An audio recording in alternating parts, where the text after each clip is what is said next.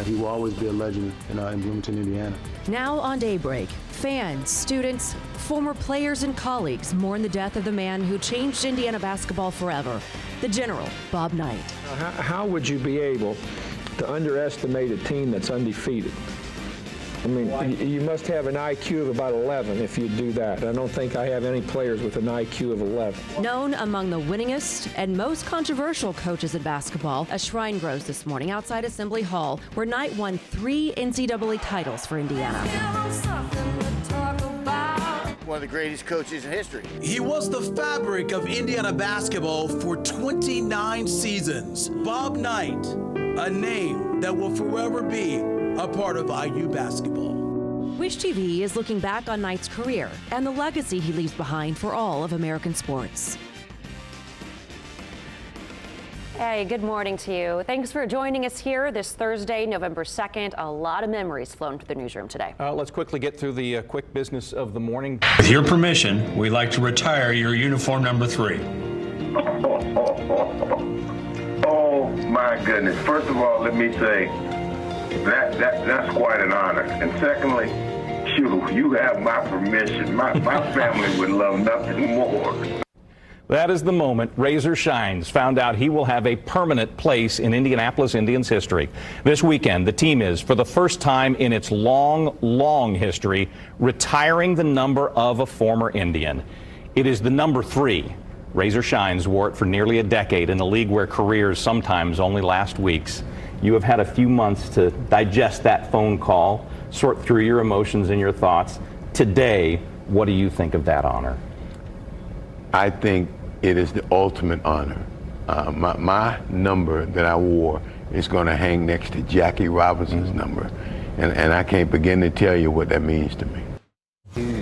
By far, he's the best coach in college basketball, and he gets the best out of you, you know. He's a hard-working man. He's a classic bully, I'll tell you. He intimidates the Big Ten office. He tries to intimidate everybody. His entire life is based on intimidation. And is the free throw not a part of the game? I mean, that may be one of the all-time dumb questions I've ever heard.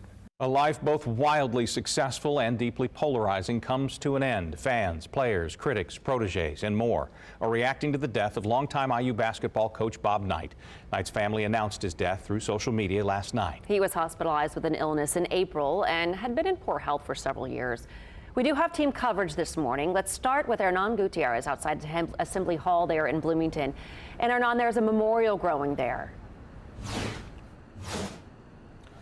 Station all week on the Morning Bell. We're getting you ready to head back to school. Joining us today is the superintendent of Westfield Washington Schools, Paul Kaiser. Good morning. Thank you for being here. Good morning. So you guys go back to school Thursday next week. Correct. You are a fast growing district. How are you accommodating all of these new students, especially this school year? Well, right now we're in the process of building 2 new elementary schools, a new middle school, new transportation facility, and then we'll come back in 27 and remodel a current middle school and the current intermediate school. And we're planning for additions at the high school over the next 12 months. So we're pretty busy. Get ready for a doggone fantastic Friday. Raise the woof. Let's go, all Indiana.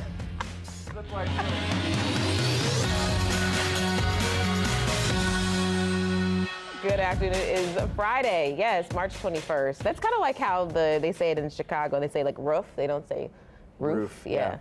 It depends on where I am in part of the town as opposed to if I say roof or roof. But you know what's always the same? What's that? Tournament. We got a full show for you today, but first. Yeah, we need to check in with Dakari Turner for a look at today's news headlines. Dakari? Good afternoon, evening to you both. We'll start with this. Police in Indianapolis say they've arrested 2 kids in connection with the vandalism at a church in the city's Hawville neighborhood. The vandalism happened at Friendship Missionary Baptist Church and comes amid wider issues of vandalism in that same neighborhood. A girl this afternoon faces charges of vandalism, battery on a public safety officer, and resisting law enforcement. A boy, meanwhile, is charged with vandalism. Graffiti and phrases like 666 and the devil rules had been found on church property earlier this week. The community is holding a prayer vigil. Happens at 6 o'clock this evening. Another former Indiana University basketball player is accusing former team doctor Brad Bomba of sexual abuse. The allegations are coming to light in a newly amended lawsuit. Butch Carter claims the abuse happened in 1979 at Assembly Hall. He says the allegations were reported to head coach Bob Knight at the time. However, he says Bamba remained the team doctor for decades afterward. Carter joins 4 other players in a class action lawsuit against IU, which has prompted an investigation into the claims. A fire at an electrical substation near London's Heathrow Airport causes major disruptions, canceling flights and affecting over 200,000 people. Get a look at these images here. Coming to our newsroom, the power outage caused by a fire last night led to the airport's closure.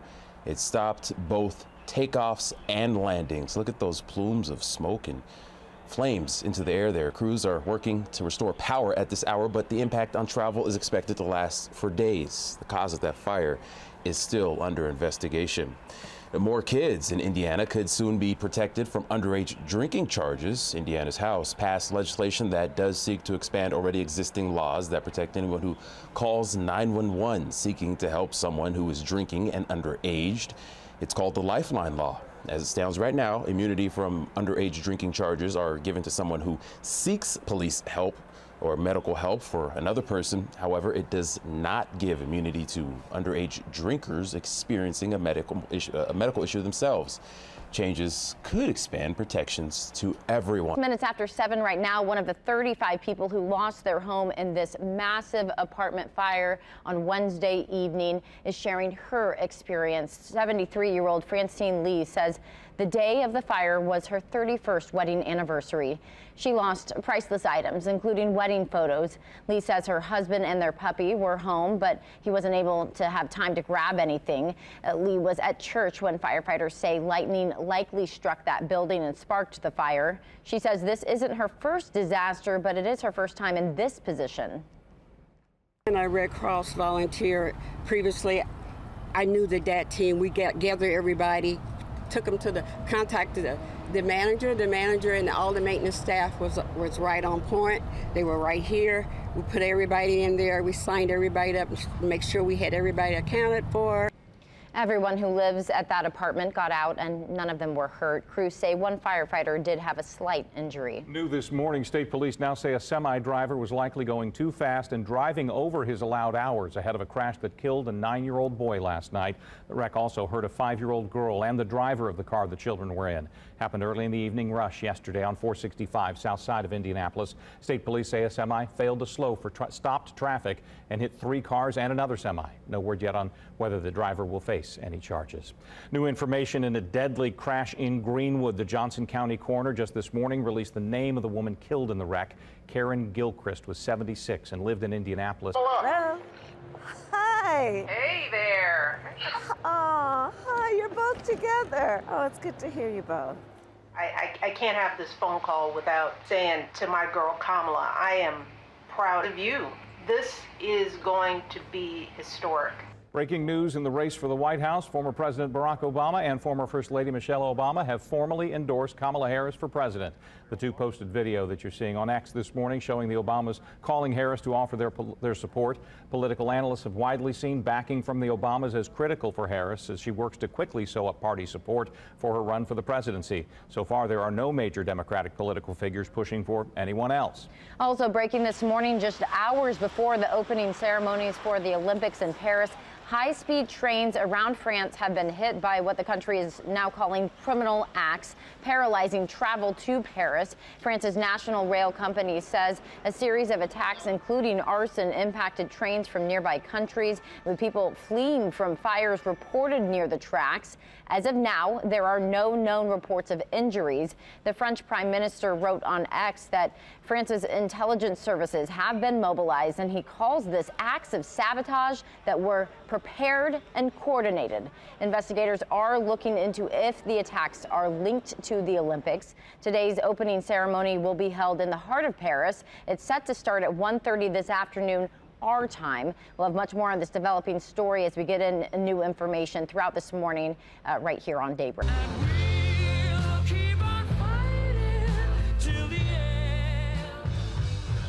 winning moments. We all have them. And 18 years ago today, the Indianapolis Colts secured a major win. Now, former player Marlon Jackson is determined to help others create their own winning moments. He's here to talk about his foundation, Fight for Life, alongside one of the organizers, specialist Taylor Massey. Massey or Macy? Massey. Massey. Welcome to the show. Or welcome back. You guys were here a little bit earlier today. Thanks for having us. Marlon, everyone's been buzzing about this. 18 years ago today, something huge happened, a huge moment.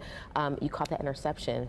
Yeah, I mean, it's hard to imagine. 18 years has gone by extremely fast, but it's a moment that we all can connect with and come around together in the city of Indianapolis and remember and feel good and feel joy and feel hope for the city. And it brings me back to the healthy habits that led to that winning moment, being able to capitalize the film preparation, the hard work and practice. And that's what life is about, is preparing for those winning moments. And that's what we do with underserved youth, is developing those healthy habits. I know this is one people are looking forward to. It's the tournament of all tournaments. Ooh la la, the French Bulldog. Oh oui oui. Is that, did I do it right? Yeah, that was great. It wins again. The French Bulldog. The American Kennel Club released its list of top dog breeds from 2024. The French Bulldog reigns supreme once again as the most popular purebred dog in the U.S. This is the third year in a row that dog has won. The nonprofit says the Frenchie now occupies a solid place as America's sweetheart. The Kennel Club's next 5 most popular breeds also maintained their ranking from 2023. In order, they are the Labrador Retriever, Golden Retriever, German Shepherd, Poodle, and the Dachshund, aka the weenie dog. I had a Dachshund. Poodles, I've had a poodle. I have doodles right now. Oh, get out. Who are oodles of messes. Oh, man, messing me up. They're adorable though. They're really cute. They're something. But so are Frenchies. They're really adorable. But have you heard them sleep? I mean, they do snore. Yeah. Like they snore. Listen, also an unlikely duo traveling through New Zealand. We've got to see it to believe it. It's an octopus riding on the back of a shark. Okay, teamwork makes the dream work. University of Auckland just released video on social media of the odd encounter. The school says it actually captured the scene in 2023 when a research team was monitoring feeding frenzies. An octopus and a shark becoming friends. Very fishy. Hey, how many tentacles? No, dang it! I messed up the joke. Try Never again. mind. No, just how many tickles does it take to make an octopus laugh? Tentacles.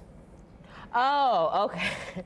Okay. 10 tickles. Alexi said tentacles. All right, guys, coming up, March Madness is heating up with watch parties around the city. A look inside one local spot when we come back.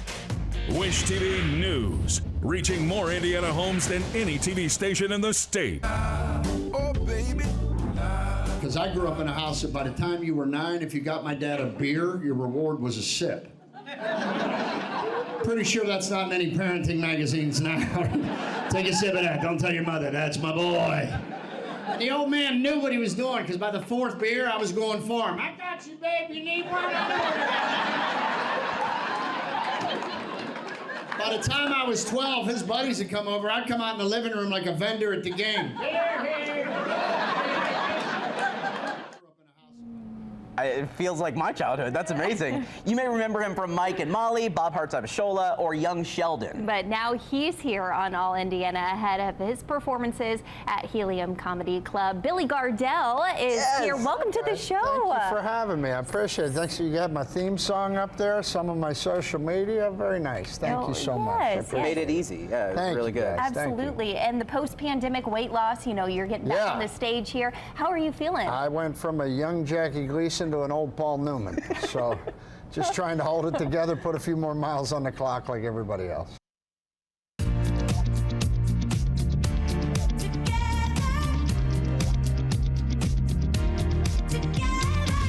Party time, here we go. You're feeling good, let it show. This is the big celebration. Every pup in this place, let's see that smile on your face. Your name's on this invitation.